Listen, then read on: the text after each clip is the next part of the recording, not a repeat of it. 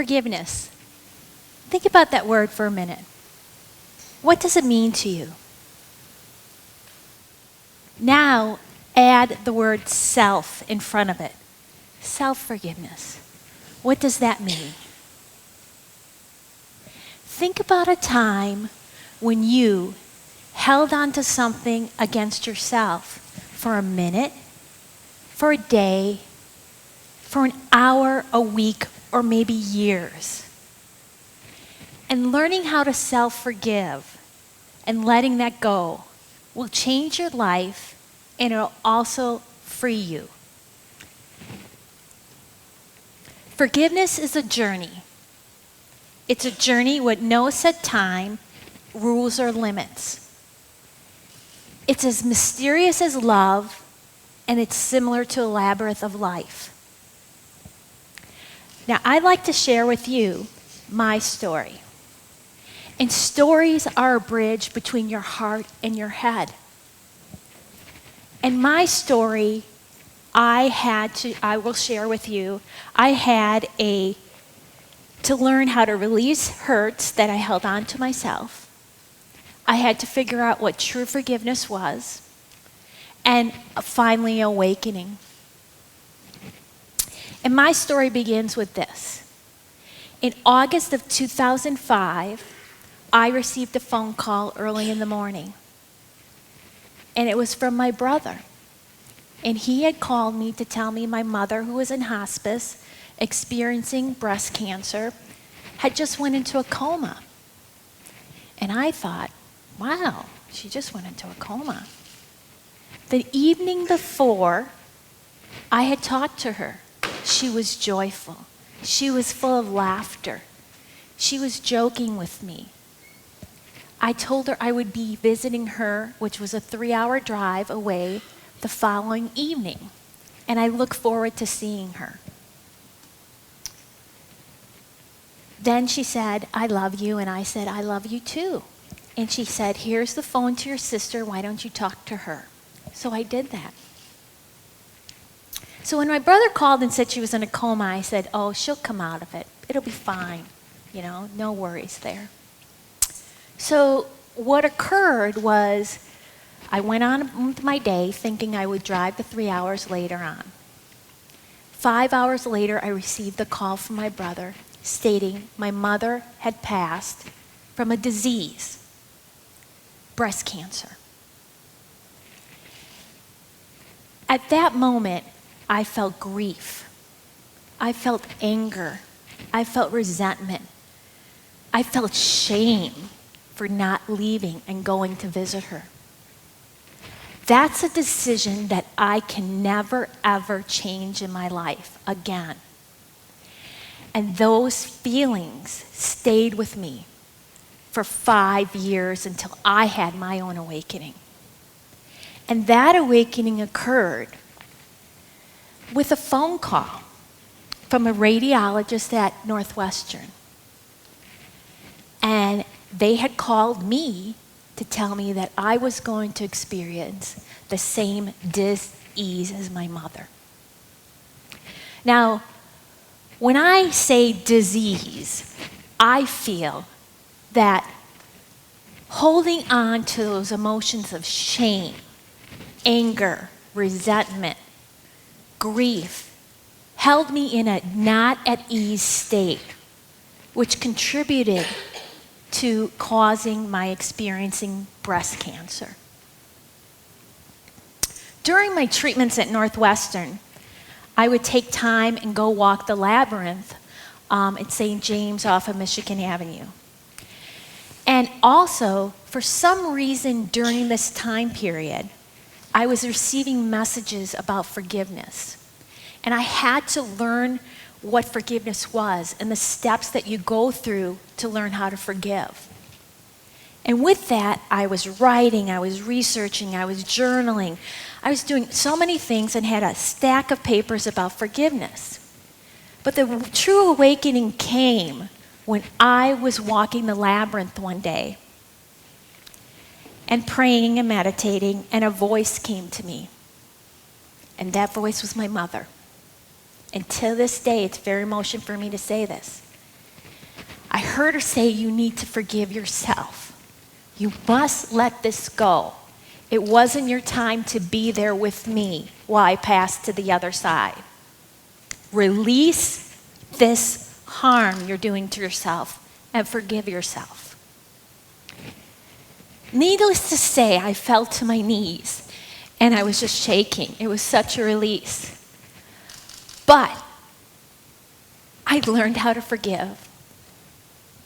And it was truly an awakening for me with that story. And I believe the wound is the place where the light enters you, as Rumi says. And that wound held on to me for 5 years and called a disease. I was at ease. And I want to share with you some research about this. Johns Hopkins University has researched and said when you are in a flight or fight mode and sitting in anger or resentment for any amount of time, it can cause some conditions around high blood pressure, diabetes, heart disease, and lower your immune system. Anti-Cancer magazine states that the emotional wound associated to a physical wound is just as important to heal. And if it's not addressed together, it can lower your immunity, which then can cause conditions for cancer. And lastly, Dr. Lauren Toussaint of Luther College has a study. He found out in research that women who are highly self-forgiving are 3 times less likely to experience depression. Now, why is this important for you in this room? Because as women, we are very hard on ourselves. How many of you put others first? How many of you have a hard time saying no? And when you say no, do you feel it's less loving? How many of you are perfectionists? How many of you overanalyze yourself? And when you make a mistake, you look back and you say, ooh, I should have did it that way, or oh, I should have done it that way, right? Seeing a lot of heads nodding. How many of you believe that your self-esteem, this one got me, grows by the amount of work you accomplish or task you accomplish? And lastly, our self-body image. We see body shaming on social media all the time. We are hard on ourselves. You're going through an experience that I did. I love my body every day.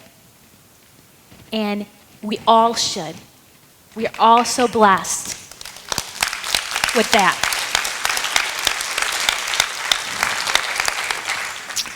So with that, forgiving yourself heals the broken inside.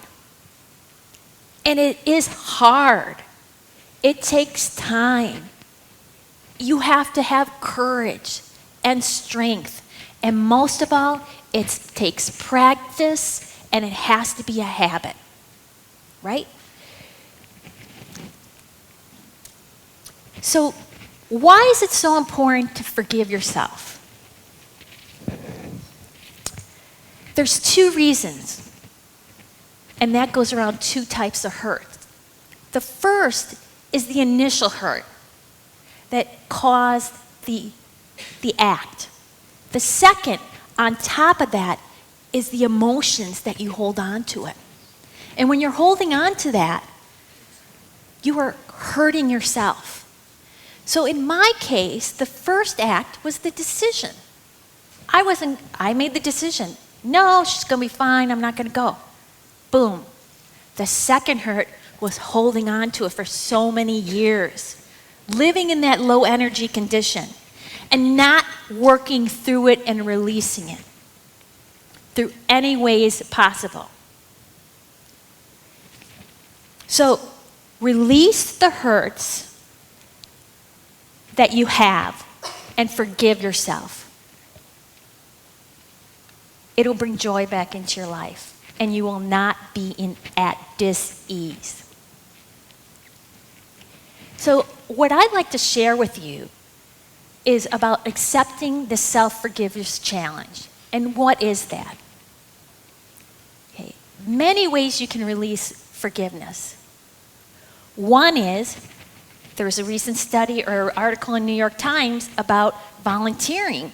If you volunteer, that helps your immunity. It helps your feelings. It releases joy. Another, how I've helped myself self-forgive, was to write a letter to myself. Why I did it. Put it in a beautiful ceramic pot, light it, and send it up to the universe or God. Another is to write a letter to yourself. Just put your name on it, put it in the mailbox. Don't put a stamp on it, okay? Let it go, and let it go to wherever it goes. Right? I don't know where that goes, but I've sent a couple of them, okay? Another is to walk the labyrinth like I did, pray, meditate, zip line, which I did, and I will tell you, stepping off the edge of a platform to go is a release. But the last one and the favorite one is, it's a little hippy-dippy, as I call it. It's drum circle. You sit in a drum circle and you pound those drums and you let it out, and I'll tell you, it really works. So, figure out what works for you to release your hurts and to get joy back into your life. Because life is so precious, and we should be living in joy every day. And when you live in joy, people around you can feel that. And you are the center, and you are sending that energy out. So with that, I want to share with you what true forgiveness is and fake forgiveness is. Now, let's start with fake forgiveness. As you can see, it's temporary, it's conditional. The past is ongoing, so it's in your present. It's motivated by fear, and there's anger.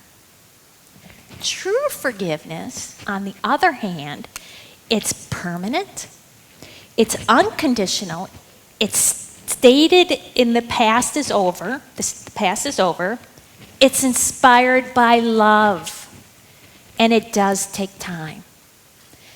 Are many of you seeing the path to forgiveness is love? Forgiveness, love, love, forgiveness. Repeating theme. So Oprah has shared, true forgiveness is when you can say, thank you for that experience. Now, what I'd like to share with you is that don't judge if you see people forgive quickly. Right? It may not be fake forgiveness, because it may be years of experience that they have built up and habits, and they know how to release hurts and harms. So fake forgiveness can be, kind of gray sometimes, because many people have worked on forgiving. So true forgiveness works. It's worked for me, and I know it's worked with others. But it's self-forgiving that really makes a difference.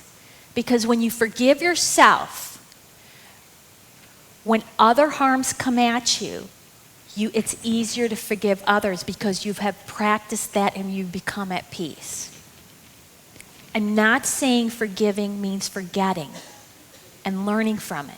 Forgiving is about releasing harms and hurts to you and releasing that lower energy. It's a present for yourself. And I can tell you, the path to forgiveness can take ordinary people on extraordinary journeys. I've seen it. There's a website, the Forgiveness Project, you can see. Look at, read it, and it's extraordinary, the journey that you can get from self-forgiving. So the ultimate gift is self-forgiving. And what I like to say is wrap yourself up as a present, put a bow on your head, do a dance, and give yourself that gift, okay? Because that gift is taking the past and putting it behind you. You're not letting that past get in your present or into your future. So it's a kind here, it's a present for you. It's a release from the hurts by self-forgiving. Self-forgiving frees your soul and it changes your life. It changed mine, and I have a passion to share this with you. It'll bring joy, light, and love into your life. Many blessings, and thank you.